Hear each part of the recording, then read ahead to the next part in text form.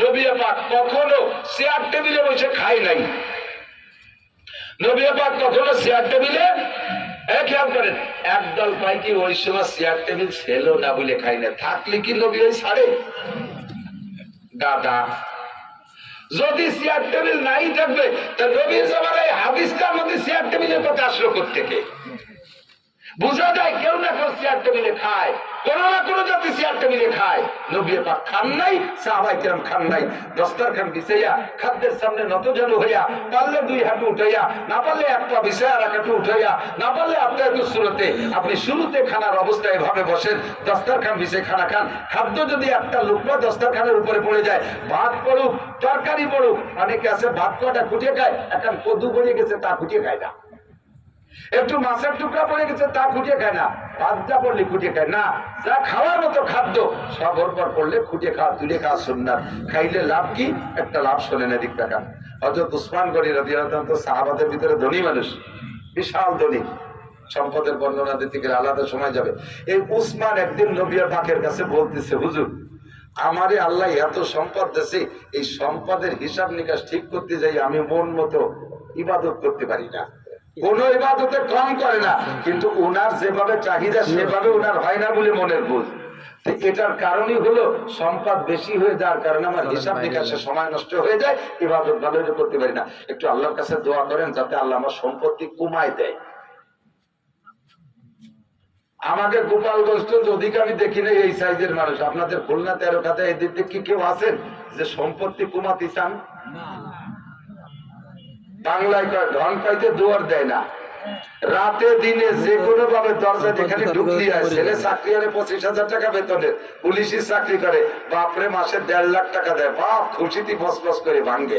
একবারও জিজ্ঞেস করে তোর বেতন কয় টাকা? এত টাকা কয়তে দিস? একথা কয় না। হালাল হারাম খোটা বাঁচালে খালি গিনতি তালে থাকে। আর হযরত উসমান কয় হুজুর দোয়া করেন সম্পত্তি একটু কমিয়ে যান। হুজুর কয় না উসমান, সে দোয়া করতে পারবো না, কারণ সম্পদেরও দরকার আছে। সকলের সম্পদ ভালো কাজে লাগে না। তোমার সম্পদ তবুকের যুদ্ধে তুমি উসমান 3 ভাগের 1 ভাগ দেশে তোমার সম্পদের, তাতেই তবুকের যুদ্ধের মতো বড় বড় 10টা যুদ্ধ পরিচালনা করা যায়। যদি তোমার সম্পদ না থাকতো দ্বিতীয় থেকে, আর আমার এই যুদ্ধের খরচ বহন করতাম কিভাবে? কাজেই তোমার এই বদ্ধ আমি করতে পারবো না। তো উসমান কয় হুজুর একটু করেন যাতে আমার সম্পত্তি একটু কমে আমি একটু ইবাদত করতে ভালো করতে পারি। হুজুর কয় তা করতে পারবো না, এমনি সম্পত্তি কমার একটা আমল শিখিয়ে দিতে পারি, সেটা তোমার ব্যাপার। কি আমল? খাবার যদি হাতের থেকে পড়ে যায়, ওই পড়ে যা খাবারটা কুড়াই খাওয়া না, খুঁটে খাওয়া না, তাহলে আস্তে আস্তে আস্তে আস্তে খাবারের ভিতর দিয়ে বরকত শেষ হতে থাকবে, একদিন তুমি গরিব হয়ে যাবা। তো উসমান কয় ঠিক আছে তাহলে দেখি, যদি গরিব হওয়া যায় চেষ্টা হয়ে দেয়। কিন্তু খাবার পড়ে গেলে উসমান তো খুঁটে না খেয়ে পারে না। একদিন উটির পিঠি বসে খেজুর খাচ্ছে, উট তো কত বড় উচ্চ ফেরানি, গরু আর মানুষ ছাগল আমার গেল 2 হাঁটু, ওই যে টাকলু হাঁটু আর এনে একটা, উটের এই রানের এনে আর এক হাঁটু, 3 তালা উট।